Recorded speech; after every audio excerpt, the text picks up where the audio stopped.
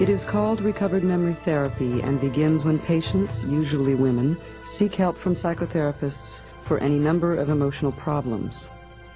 Gradually, they are led to believe that the cause of their trouble is sexual abuse, abuse so traumatic that all memories of the events have been repressed. To unblock these purported memories, patients enter into long-term therapy with devastating consequences for themselves, their families, and society. I'm Lee Coleman, and I'm a psychiatrist. Also, I'm trained in child psychiatry, so I work with both adults and children. I went to school at the University of Chicago for my medical training, and my psychiatry training was at the University of Colorado Medical Center in Denver. And almost from the very early days of when I began to practice psychiatry in 1969, I began to see things that concerned me, particularly when psychiatry would get involved in issues having to do with state power, state authority, and the law.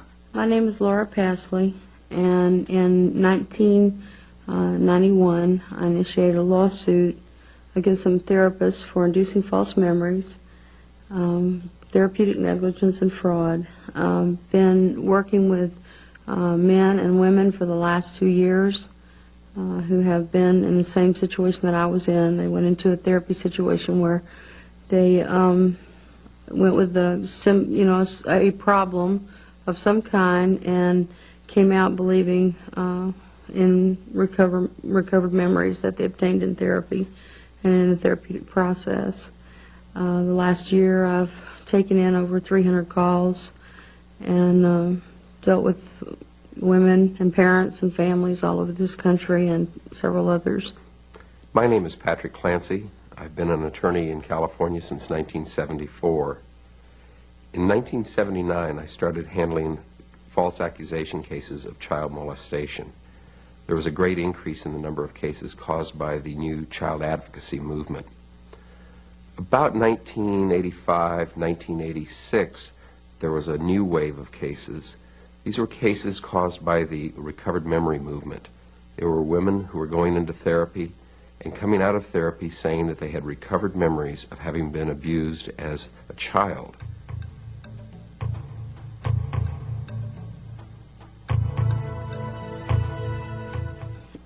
December 20th, 1985, I went to therapy for bulimia. I went in there after reading a book about a therapist who was an eating disorder specialist. I had a real severe problem with bulimia and had been that way since I was 10.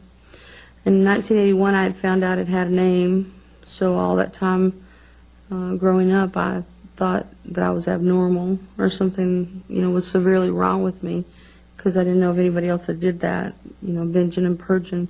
I got to a point at times in my life where I was binging and purging, sometimes 15 to 20 times a day. I would go at night from restaurant to restaurant and eat and then throw up. My weight would fluctuate, but I kept it usually about 130 pounds. I weighed 132 pounds when I went to the therapist. We began the first day by him telling me that I had a death wish, that his exact words were, to have a death wish to the magnitude that you have, you had to have buried something so traumatic and so horrible that it would take years of hard work and hypnosis to uncover the uncover the damage, uncover what caused it.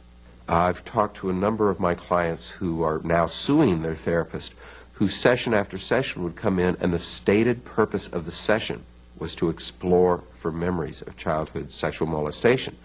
Now, they didn't say you were molested by your father on such and such a date, but they set the ground rules, and the ground rules were, we're looking for sexual molestation that you have repressed.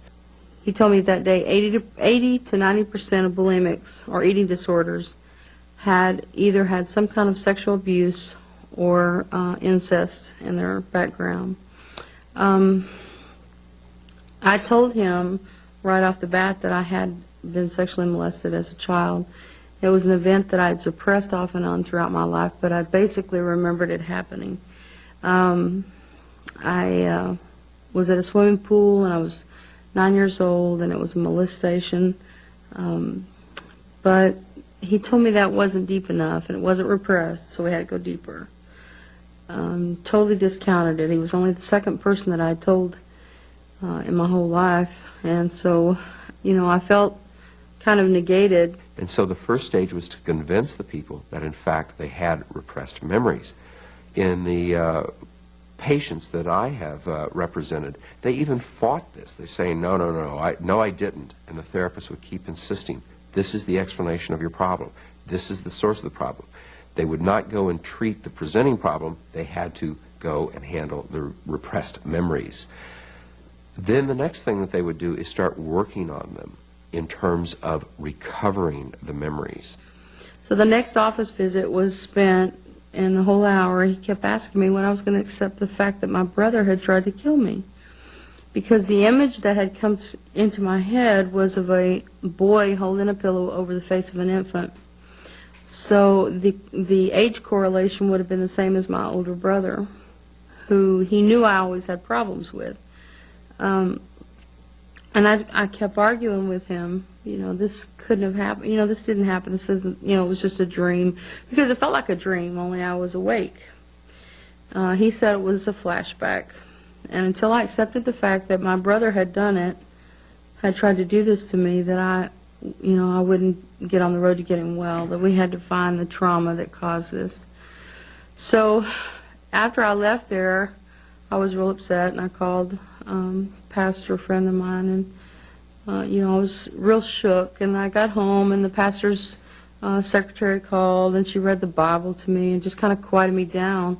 But at that point, I began, perceiving my family differently. They became people who had the potential to hurt me, the potential to be evil, when I had never known that before. We had problems in our family, but I never perceived them as evil people.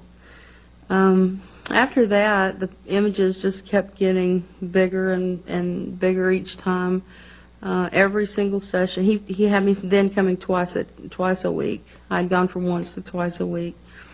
And the images started getting worse and worse. My older brother had begun in the images molesting me, at different times. And then it escalated to my mother. I had one particular flashback where I was sexually abused with a coat hanger by my mother. And at that point, he began telling me how evil my mother was, and that my dad never protected me from her. And so by this time, I had a vision of my entire family being capable of some pretty evil things. Every session was a trauma search. I think it's absolutely an outrage from every point of view, from a scientific point of view, from a legal point of view, from an ethical point of view, from a mental health point of view. First of all, there is no such thing as recovered memory as it's being described by the movement of therapists who have created this.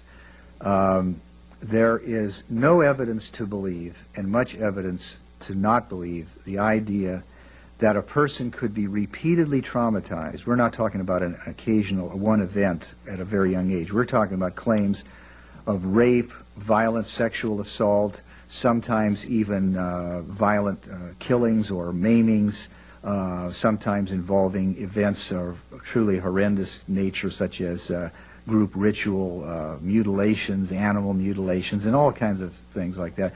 But even in cases that don't get that far, we're talking about allegations which involve repeated bodily violations in the age range of, 8, 9 years old up to 15, 16 years old, and then the claim that I didn't know about this until my therapy helped me recover it. In the whole 4-year period, it started out with those type and ended with my therapist, or me imagining having watched my granddad hang someone.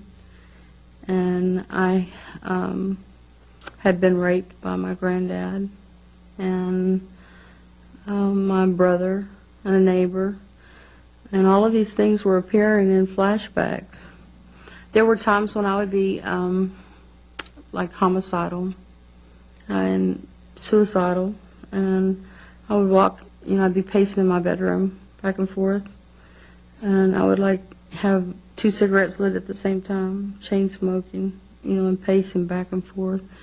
When I would get in when I'd have a flashback at home, I would call him, and he would walk me out of it, or have me beat on the bed, and he told me that was to exhibit my rage in an appropriate way, rather than take it out on myself. What happens then is that they are supposed to rework the trauma. They are supposed to empower themselves. The idea is you were a victim, you were small and weak, and somebody more powerful than you took advantage of you. What you have to do now is take back your power. The way you do that depends on the therapist's preferences. They may have, if it's a child, they may have a sand tray with little dolls and puppets in which you'll beat on the doll or the puppet of the perpetrator, alleged perpetrator. They may have sticks or padded clubs in which you'll beat on pillows, or make drawings of the alleged perpetrator. You might put some sort of a mannequin in a chair and say to this person what you think of them. If there is a criminal action going on against this person, you may be strongly encouraged about how we're going to put this person in prison for life. We're going to really get him, and so forth and so on. So the idea is now you are in charge, you are in control, and you are going to even the score. So there's a lot of encouragement of anger, of acting out your anger in a variety of ways, whether it's file a lawsuit against this person, let's get them locked up in prison, let's take their children away from them, because if they did this to you, they're probably doing it to somebody else. It's a vicious process. The term that I've come up with when I've seen it is hate sessions, and I've seen it both with children and with adults.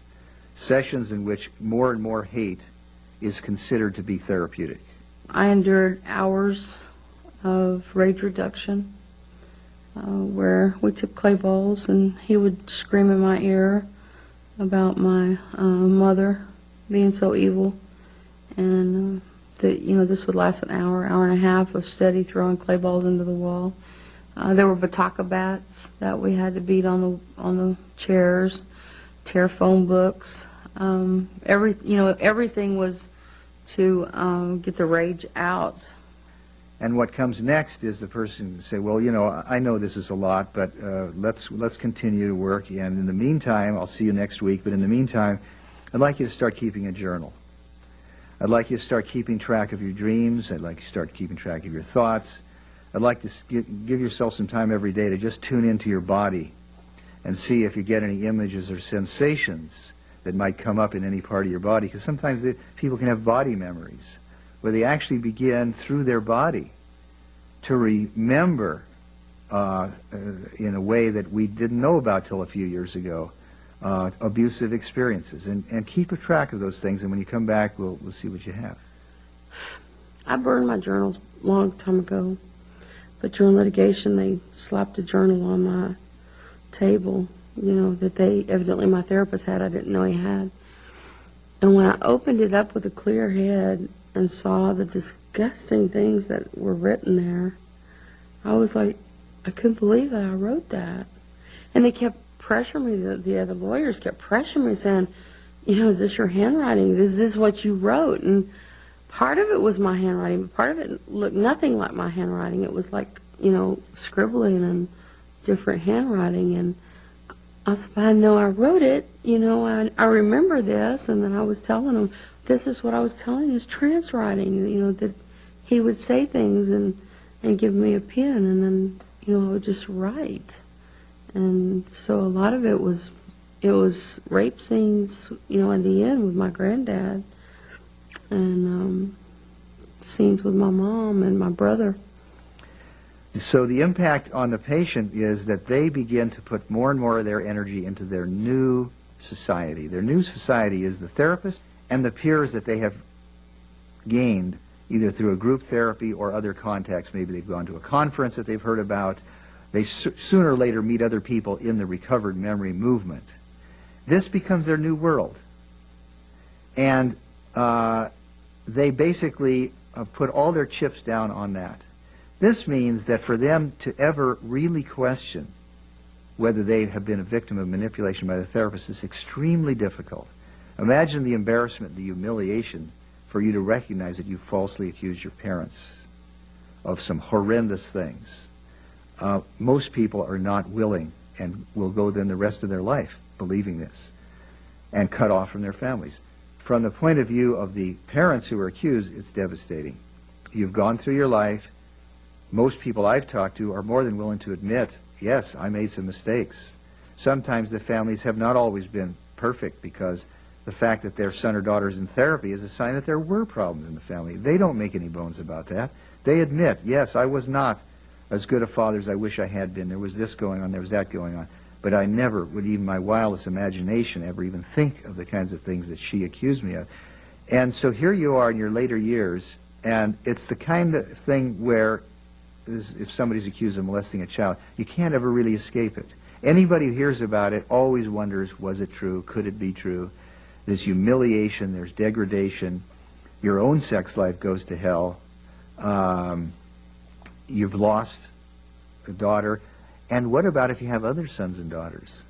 What happens is they are forced to take sides as well, because the accusing person will often go to their brother or sister and tell them, you know, aren't you having any memories yet? Because you were part of it. I remember that you were abused when I was. I've had cases where they say, you know, you also abused me because Dad made you. Don't you remember that? What happens then is sometimes the brother or sister will gradually get on board and start saying the same thing. Other times, no. They will hold firm and simply say, this is nonsense. But it can happen then that the parents can lose more than one child. I've seen it happen that the father can be accused in this way, and the mother, forced to make a choice between the daughter and her husband, will make a choice to the daughter, even though she has ever saw anything that would suggest these events could have taken place.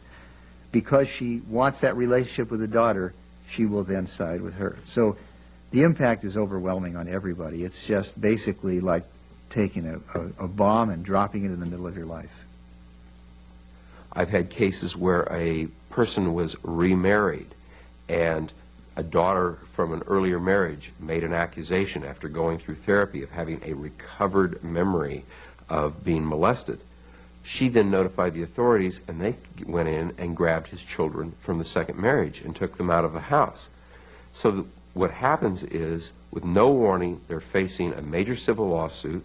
They're facing losing of family members. Normally, their wife has been told, if you stay with him, I'll never speak to you again. You have to believe me. So a wedge is being driven between the wife and the husband.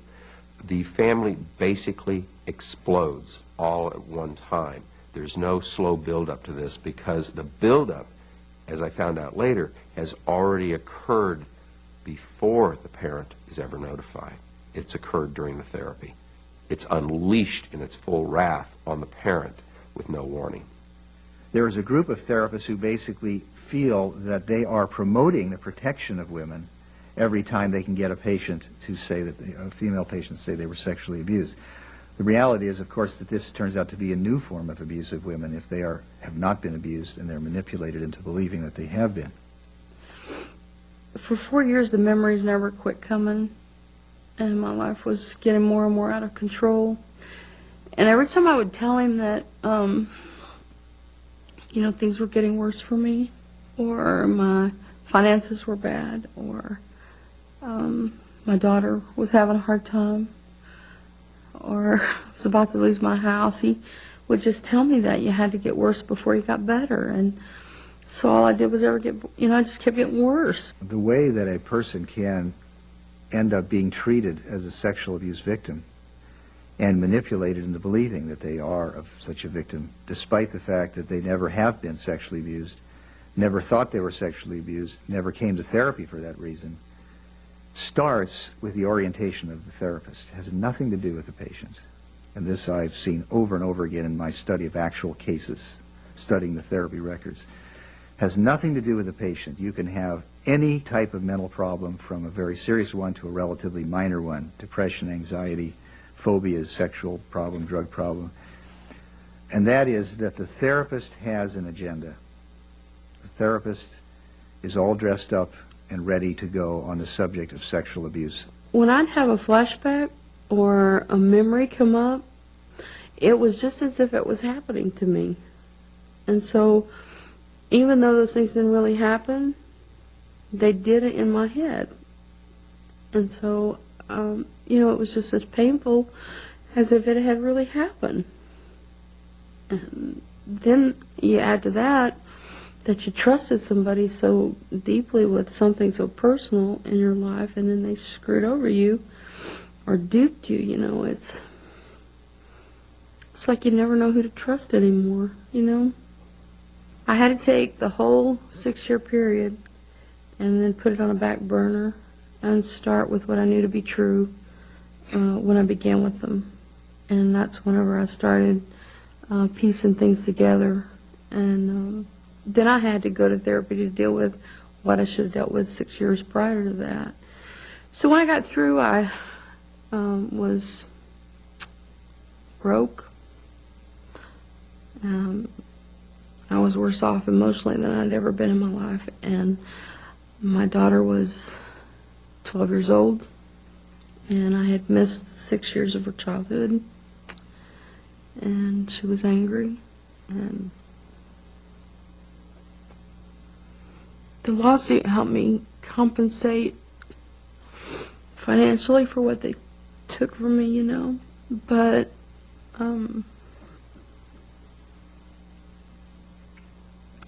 there's nothing that can bring your years back. And that's what this therapy does to these women and men, is take their lives. It takes years off your life. Laura is not alone. In 1992, the False Memory Syndrome Foundation was founded by parents accused by their adult children of sexual abuse. Today, the foundation has over 14,000 members, and its board of directors includes some of the most prestigious researchers and leaders in the field of mental health. Recently, medical and professional organizations worldwide have issued warnings about the reliability of sexual abuse claims based on this new form of therapy. Let's take a look at why these organizations are concerned and what has created this epidemic of false accusations. There definitely is an epidemic of these accusations of sexual abuse coming from adults who claim that they have suddenly unblocked or recovered previously repressed memories, in which usually they're accusing a father, but it can be another male figure with a female being the accuser. That's the most common pattern, not the only one. And it's something that I've seen in my own work as a psychiatrist for the last 7 or 8 years, where initially people assumed that this was a legitimate thing, but in fact, people who have been seriously abused in the kind of major ongoing ways that are being claimed don't forget such things. They may choose not to talk about it. They may feel that it's something that they cannot tell other people about. No one doubts that.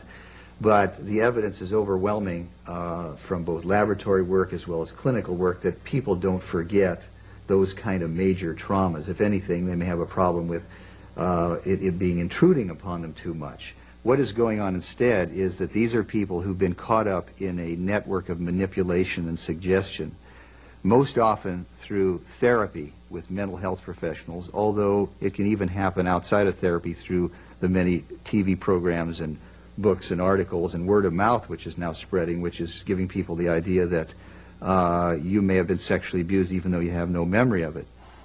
But in addition to this epidemic of false allegations from adults, this is really only a second development of something that I've seen even going back even further, about 10 years, and that is essentially the same process, only the victims of the manipulation are children, 3, 4, 5-year-olds up to, adolescents, who also are getting caught up in a network of manipulation where investigators from child protection and police and therapists who, acting under misguided ideas that the child has been molested, interview children in a way that implant ideas into their minds and give them the idea that if you say you've been abused, then you're telling the truth, but if you deny that you've been abused, you're not telling the truth. Continuing pressure like that, children have been manipulated. So what's happened is we've created these epidemics of false accusations of sexual abuse where children and adults are being manipulated. We have hurt a tremendous number of children and adults, and at the same time thrown a lot of uncertainty in the cases of the people who really have been abused, because we know that does happen. So we've got a situation where bad techniques in mental health have been transmitted to the investigative community, and the techniques are being used on children and adults, and a great deal of harm has come about. Pat, I'm wondering if you've seen this in your practice of law. Starting about 7 or 8 years ago, I started having clients come in who were being accused by their daughters of sexually abusing them 25, 30 years ago. And at first we were able to defend using the statute of limitations against that type of case. The statute of limitations is to prevent old, stale claims where the evidence has been lost from being brought into the court. However, at that time it became politically correct to allow these lawsuits, and so the legislature extended the statute of limitations to virtually life. So now we have all of these cases clogging our courts of events that have happened 30, 40 years ago. I literally have had a woman who is like 65 years old calling up wanting to know if I would handle a case suing her 90-year-old father for molest that happened when she was 4 years old. That's the type of thing I've seen. If they've happened, Laura, you've had some experiences yourself. Yeah, as a matter of fact, in 1985, sometime around the McMartin issue is when my ordeal began, and I think that's where this satanic ritual abuse started feeding into the memories and the things like that. But I've seen just an overload for the last almost 10 years, being involved in it firsthand until 91. And then ever since then, I've been digging and researching, trying to find out how the source of this all came. And I don't think it's just mental patients. I think it's anybody with a problem. I had been sexually abused at 9 by a stranger at a swimming pool, and when I told this therapist that's in this kind of field, his answer to me was that that wasn't deep enough. I needed to go deeper. It wasn't repressed. So we spent the whole time I was in therapy chasing traumas. Since I got out, the last couple of years after speaking out on this issue, I've talked to hundreds of men and women who have come out, and their lives are just destroyed. They went into therapy, semi-normal people, functional people, and then come out as drug addicts, alcoholics, and people who believe their families are Satanists. So, they've had their lives destroyed. I believe it was Roland Summit who came out in the child abuse movement saying it's axiomatic that there's no such thing as a false accusation of child molestation. Then as I started looking into these clients and the literature that was coming out in the recovered memory movement, I again saw Roland Summit, and he was now saying there's no such thing as a false accusation when a woman has a, quote, recovered memory. Did you find the same type of thing? Well, this has been one of the most disappointing things for me in the last 10 years of working in this area, is gradually as the evidence has piled up and has become overwhelming that children are being manipulated into making false allegations, so that we have some cases where the allegations are true and some where they're false, and where the evidence is mounting that adults are being manipulated into creating a mental image, which they then are manipulated into believing is a memory of sexual abuse, so-called blocked memories, that despite the evidence is mounting from both laboratory studies and studies of cases, the people who have invented these unwise methods, biased methods, are unwilling to accept the data which shows that they've made a mistake. It's almost like a cult therapy. You've got to conform to their belief system, and you're indoctrinated with their belief system.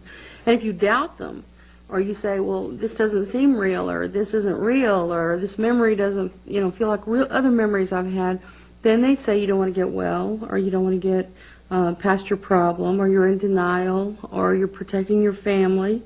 So it's, this constant indoctrination of their belief system into yours. Some people ask, well, how could somebody who doesn't appear like they've ever gone off the deep end, gone crazy, or become psychotic, how could they really come to believe that? But I think in line with what Laura's saying, it's really important to keep in mind what kind of tremendous pressures are being put on these people. It's not only the feedback from the therapist that you really want to trust, who's telling you, you know, you're just not admitting to yourself all that's happened, you need to keep working on unblocking the memories. But a lot of these people are put in group therapies, and their peers in the group apply tremendous pressure, like everyone else is getting memories, when are you going to get the memories? There's a lot of pressure to cut off your family. So what can happen is this individual basically has now joined a new community and a new family.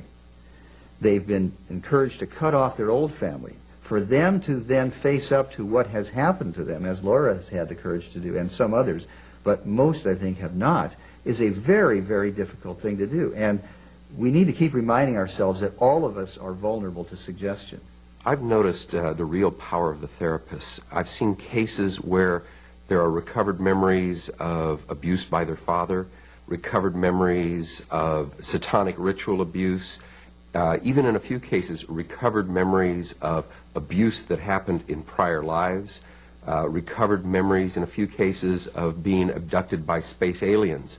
And what I have found is that people who believe, the therapists who believe in space alien abductions, all their patients seem to have repressed memories of space alien abductions. And the therapists that believe in satanic rituals, all their patients seem to have repressed memories of satanic rituals.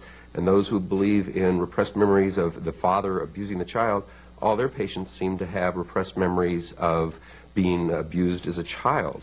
That's just one of the many types of evidence that we have that the claim of suddenly discovering a new phenomenon of blocked or repressed memory of sexual abuse is not legitimate. It's not that the therapists are knowingly or consciously indoctrinating people in the sense that they know that what they're going to get this person to say isn't true. There's really a lot of rewards and feedbacks for the therapists who get on this bandwagon. They really think of themselves as crusaders. They feel that they are helping to wipe out a social problem, which we all agree. There is a lot of abuse of children, of women. And they are then trained in methods which there's no doubts presented in the training that they get. They are trained to believe that this is the way to do it, this is a new wave. As far as then as what happens, so that the therapist really has their heart in it, and I think that makes it that much more effective. I think then what happens is that when a patient comes in, whether they present with depression, anxiety, eating disorder, sexual problem, maybe a drug problem, the therapist can present to the patient that, you know, I've seen these kind of symptoms, and we are finding out that these are typical of people who have had abuse experiences in their life. And has that happened to you? If the patient does not have recollections of those kind of experiences, then next the therapist, in all good conscience, because they believe it, can say, well, you know, sometimes you may have had these things happen, but it doesn't mean that you're aware of it now, because you may have blocked it out. You may have pushed it so far back, and the real key to helping yourself is to work with me enough that we get to the bottom, we get to those things that you may not remember but have actually happened. Next, what happens is that if you do comply with this, and you see the positive reaction that you get from the therapist, and if you're put in a group setting, the other people in the group, you get a lot of rewards for this. The message next is, well, what else? What else happened to you? And I've studied many cases where people get to the point where their instincts, I think, begin to tell them that enough is enough, and then the therapists start giving them feedback. I don't think you've gotten to the bottom of things. Why are you going into denial? Why are you resisting?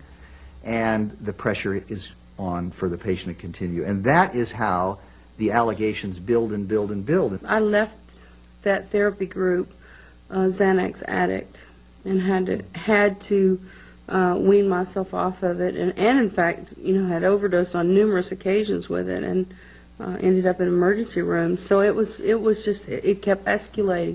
Spent two visits in the psychiatric ward.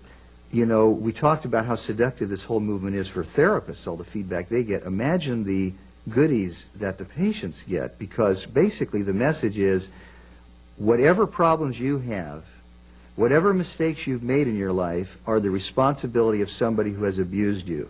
And the more we can recover abuse, the more we can put the blame for your problems and your mistakes on those people, and they will be the focus of all your anger.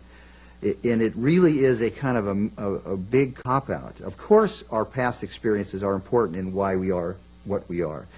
But there comes a time when you've also got to shift your focus to say, hey, whatever is ultimately back there, I am responsible for my behavior. I'm going to have to pay. I'm going to have to be held responsible. Other people are going to hold me responsible. But this therapy takes you just the other way. We end up training people to blame everybody else for their problems, and it's so terribly destructive to patients. It really violates the first tenet of doctors and therapists, which is first do no harm. These kind of techniques are positively damaging people rather than helping them. Well, also, we talk about the damage to the patient. There was also an incredible amount of damage done to my daughter using the same techniques. I would be at my home having what he termed flashbacks, and I would always call him. I called him all the time. And he would have me take a broom and beat on the bed, over and over and over. And anytime I voiced, the opinion that this might be scary for my 6-year-old daughter, he said, no, this will teach her to be, to exhibit her anger in a healthy, appropriate way. And she endured hours of, screaming in pillows and throwing things, because he said it was healthy. Seems to me that this whole process starts with the original diagnosis of a repressed memory. In the popular literature that I've looked at, including The Courage to Heal, which is the Bible of the recovered memory movement, and E. Sue Bloom, they have a laundry list of symptoms that are supposed to tell you whether or not you have repressed memories of abuse. You could be a victim of sexual abuse if you are overprotective of children, are unable to protect children, are super alert, are spaced out, are promiscuous, are frigid, have gastrointestinal problems, suffer from gynecological disorders, suffer from headaches, are a risk taker, are unable to take risks, are an alcoholic, abstain from drinking, avoid mirrors, like to wear baggy clothes, have recurring dreams, fear dentists. So the fact is, this is pure manipulation on the part of the therapist. There aren't any symptoms which will tell you what is the cause. But I've also seen more invasive methods used in some cases: hypnosis, age regression, guided imagery, and the use of sodium amytal interviews. If somebody makes a claim during hypnosis, during an amytal interview, or using some of these other methods that you've described, age regression and so forth, they and the therapist may have a belief that, oh, now we know it's true because you didn't just tell me, you said it, quote, under hypnosis. You said it during an amytal interview. They may put greater faith in it than if they just recounted it in an ordinary interview. So actually, these techniques are worse than if nothing was done, because you are encouraging false information and giving it a false credibility. And as a matter of fact, back to your area, the courts have even recognized, as you know, that interviews done under these circumstances are particularly suspect, and in some cases have actually blocked and prevented those kind of interviews from being done. So I think the courts have recognized what in the mental health field we know, that these techniques should not be used if your goal is to have accurate historical information. Well, so far we've been talking about the effect on the patient. One of the things that I would like to talk about is the effect upon the person who's being accused. I know Laura here was, in essence, an accuser at one time, but I've had many people come in who are being sued, and the patterns I'm seeing are repetitive. It's always the same way. Usually they get a phone call from their daughter saying, I can't see you anymore, I'm in therapy, I need time alone, please honor my request, and they become isolated. Then weeks or months may pass, and they're invited to a group therapy session, or a family therapy session is the way that it's represented. They go there, and they're told, she has something to tell you, you shouldn't talk back to her or anything that'll delay her recovery. Just listen to what she has to say. They sit down, and for the first time, the father hears that he's being accused of some horrendous act, and he's being told not to deny it, because that'll hurt her therapy, not to say anything. In many cases, the wife is being asked, do you believe me? And if you don't believe me, I never want to see you again. So, out of the clear blue, the entire family is being shattered. One individual's mother, after she left a message on the accusing daughter's telephone recorder, and then promptly drove her car off a bridge and killed herself. There's parents that are dying There over have definitely been suicides. As a suicides, result. not only suicides, but stress from, the heart attacks. We've seen what false accusations can lead to. The next step is knowing what to do about it. So the first thing I think parents need to be helped to understand is this is not a problem of mental disorder causing these statements to be made. It's the influence of the therapists which is the cause. Many times the parents want to believe it's mental disorder because it kind of excuses their son or daughter, as though, well, they're not doing this to me, mental illness is doing it to me. But the fact it is the son or daughter that's doing it. Ultimately, it's the therapist that is behind it, but the son or daughter has allowed themselves to be victimized. I think the next thing that I see is parents who feel that the way to respond is to try to placate their son or daughter, to apologize, even though they say, well, this didn't happen, but if I've done something to make you this angry, I'm sorry, and isn't there any way we can reconcile? In my experience, that encourages the hostility to get even more. It's taken as an admission of guilt. It's taken as a sign that the attacks will escalate until you finally will admit that it happened. And what I recommend to parents is that they take the opposite approach, that they take a very strong approach in which they say, not only is this not true, but wherever this is coming from, you are the one that is going to have to rethink what you're doing before our communication is going to change. The ball is in your court. And wherever you've got these ideas from, you're going to need to look at that. But I'm not going to degrade myself. I'm not going to sell my dignity in order for us to have a relationship. I've seen parents and talked to parents who tell me that they're almost willing to go ahead and say, well, I did this just to have a relationship with their daughters and their grandchildren. And in particular, they're missing out on the grandchildren. They say, if I just admit this happened or say this happened, that, then it'll all be over with. But it's not all over with. It's just beginning at that point, and they don't realize the consequences of saying that.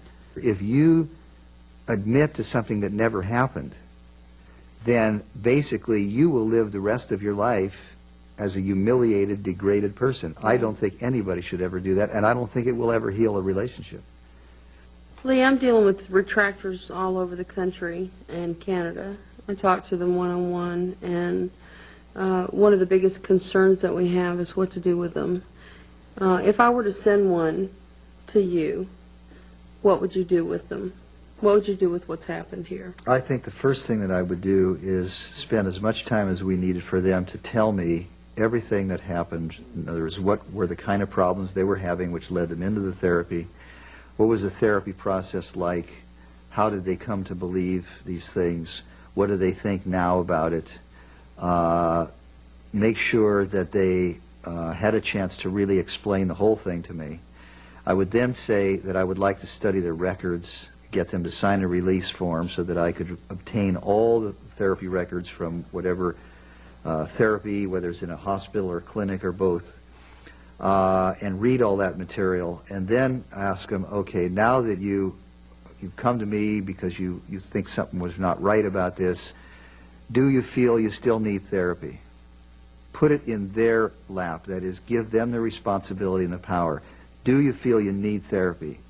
Forgetting about what any therapist has ever told you, any article has ever said, your own judgment, your own feelings. Do you need therapy? And if so, what would you want to work on? I've seen a lot of positive movements recently in stopping this epidemic. In the area of science, we have the top memory researchers in the country are now focusing on the issues of repression and on the issues of child sexual molestation. And they're very prolific in their publications. Before, it was politically incorrect to ever say that any accusation of molest was false. But now the media has been educated through these studies, through the FMS Foundation, through specific cases, and now they're giving a more balanced approach. That translates into a change in the jury panels. When we're having cases, the jury panels now are highly skeptical of the issues of recovered memory. I've seen that change within the last 2 years. The one place I do not see change is in the politicians. In parallel to your saying that the politicians have not yet recognized the problem, the other thing that hasn't happened is that the people who are making the problem happen, the police officer who investigates an allegation, the social worker from Child Protection who investigates, the therapist who does recovered memory therapy or who does therapy with a child under the assumption they've been molested, these people are not budging. They are digging their heels in. What has to happen is we have to retrain those people. We have to take them back to the drawing board and get them to realize they've been misled and begin to handle their cases in a very different way. Well, I'm aware of why they're being mistrained. I managed to get my hands on the training manuals for the police in the state of California back over the last 8 years. And when I looked through them, I found not even one sentence about false allegations. And with all this research going on memory, on suggestibility, I couldn't understand why. And then I took a look at the front of the manuals to see who wrote them, and it was a combination of child advocates and police officers. So in essence, the manuals that are being used by the police officers have been censored of all of the scientific research that has gone on over the last 8 years. It's interesting that you should bring that up because I just recently read an article about a study that came out from the National Child Abuse and Neglect Association, and they investigated over 12,000 claims of group satanic ritual abuse and found no evidence for any of it to be true. They had put 11,000 police officers, therapists, doctors, everybody trying to determine if there were any truth to any of these allegations, and found not one single case. And that's just recently been published. I believe the final chapter of the recovered memory movement is being written at this time. What is happening now is that retractors and third parties are starting to sue these therapists for malpractice. The other thing that I've seen is the American Medical Association, the California Association of MFCCs, and the American Psychological Association have all recently come out with warnings, some of them very direct, saying you're going to get sued for malpractice, others saying recovered memory is fraught with danger, warning their members that they're going to get hurt if they practice in this area, and to be very careful. Well, since I settled my lawsuit in '93, the media has given a more balanced view of things. Used to, it was always on the survivor side, the cult side, that type of thing. Now they want to see what's going on in the therapist's office. They've gone into therapist's office, and they're given a real balanced view of things. Some of them just present both sides, but still when they do that, I mean, it's so illogical what's going on in there in some cases that, the normal person reading this is just appalled. And I've noticed even a change in my office where when I began this, it was like nobody talked about it. They knew I was doing something, but they really didn't talk about it. So the attitude, to me, of the American public, period, is changing. They're starting to be more skeptical. They're starting to think about this stuff and realize that it can, therapy can induce false memories of sexual abuse, and I think they're asking questions more. Not only in therapists' offices do sensational descriptions of recovered abuse pass for historically accurate accounts of the past. Talk shows have given a forum to Hollywood personalities to describe their revelations of abuse, pitting retractors against survivors in heated confrontations. And the tenets of the recovered memory movement have been popularized in self-help books. 750,000 copies of The Courage to Heal alone have been sold. One of my first big introductions to the recovered memory movement was sitting down and reading this 400 to 500 page book entitled The Courage to Heal. What I found was there's a chapter that has a list of symptoms, and if you have these symptoms, they explain that you have repressed memories of childhood sexual molestation. The problem was that this laundry list of symptoms basically fit every human being in the country, but only gave one explanation. If you were depressed, if you were overly happy, if you were protective, if you weren't protective, it just went on and on and on. The next chapter sat there and said, well, it doesn't matter if you don't have any memories of being abused. We'll help you remember. And they actually had exercises and things to do to help you remember your abuse. Then after you worked through that chapter teaching you how to remember your abuse, then the next chapter went on to teach you how to believe your abuse. In other words, if you weren't certain if this was real or not real, it told you to believe. The evidence is very clear that the things that we knew before are just that much more important to pay attention to. In other words, we now have documented how easy it is to get somebody to come to say things that we can prove didn't happen. And it doesn't have to be a little child. It can be any age. People like Stephen Ceci at Cornell have summarized hundreds of studies of both his own and others showing that all people can be manipulated into saying and apparently believing things that didn't happen. Elizabeth Loftus is another important person who has demonstrated in some specific examples of making suggestions which everybody knew were not true.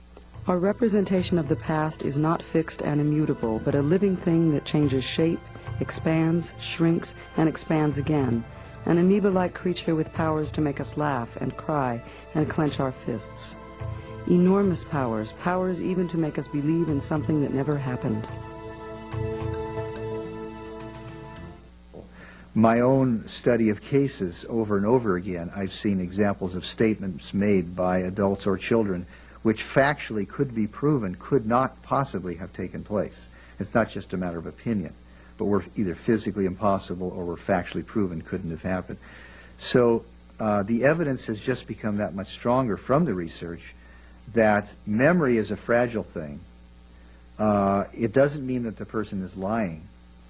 And I would say probably the most important thing to keep in mind here is that if in an individual situation we must try to make a judgment as to whether or not what somebody says is a memory is reliable, we must study not just what they say now, and certainly not just how they say it. A lot of people think you can study their demeanor, their facial expression, body language, because if they actually believe it, they're going to look like somebody who's telling something that really happened. You must take a historical approach. That is, you must study the possible influences on the person that may have influenced what they are now saying. No research had to be done when the recovered memory movement started. The research was already there about how memory worked, about how memory was malleable, about how hypnosis leads to suggestibility, about how age regression causes inaccuracies. It had already been researched. What the recovered memory movement did is they ignored all the scientific research that was already available, and they continue to ignore it.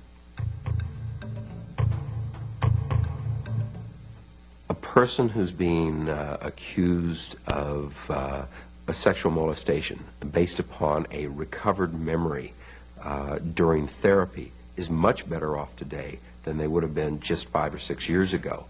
The research is getting out to the public through an organization called False Memory Syndrome Foundation.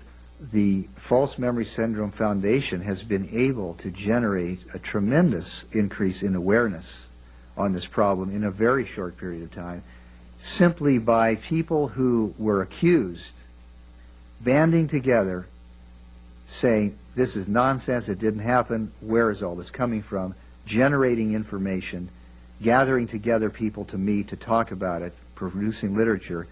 And I think it's very revealing that it was a lay grassroots organization which has done that, not a mental health society. Laura Pasley is one of these lay people.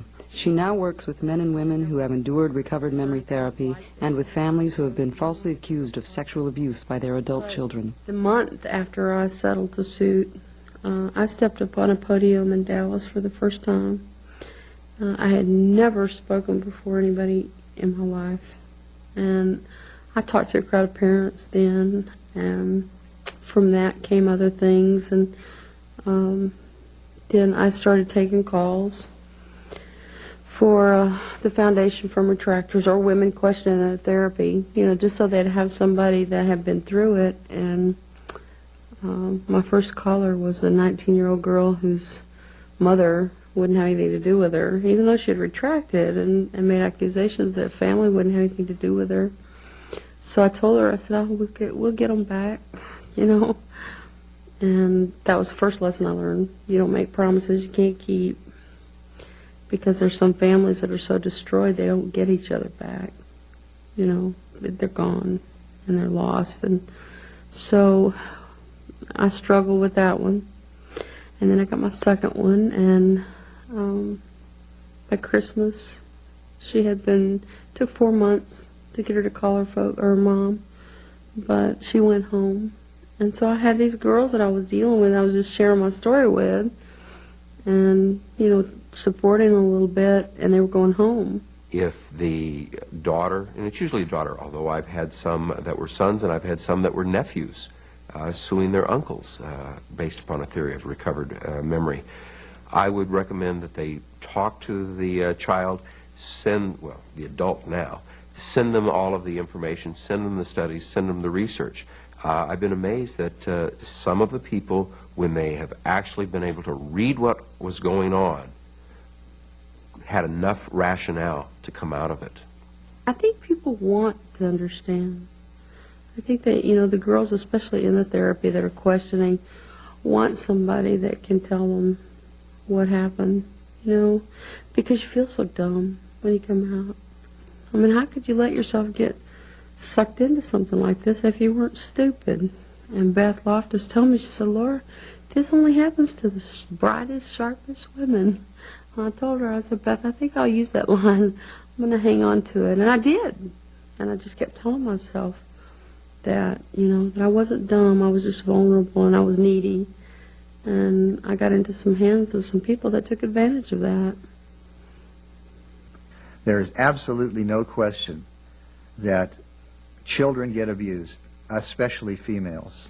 There's no question that women have been abused since the beginning because men have taken advantage of their greater physical power, their greater political power, their greater economic power. The tragedy is that by the excesses of the child protection movement, we have now created an epidemic of false allegations, which makes it that much harder to put our resources and our energy into truly protecting real victims. I think the many thousands of adult women who know they were abused as children don't need any phony therapy techniques to convince them that they were abused, are being abused by this process, because now when an adult raises a question or an allegation they were being abused, others really don't know and legitimately shouldn't know whether they should accept it as true or not. We have got to quit with the slogans, believe the child, or believe the woman. We have got to adopt the position that we must look for the truth.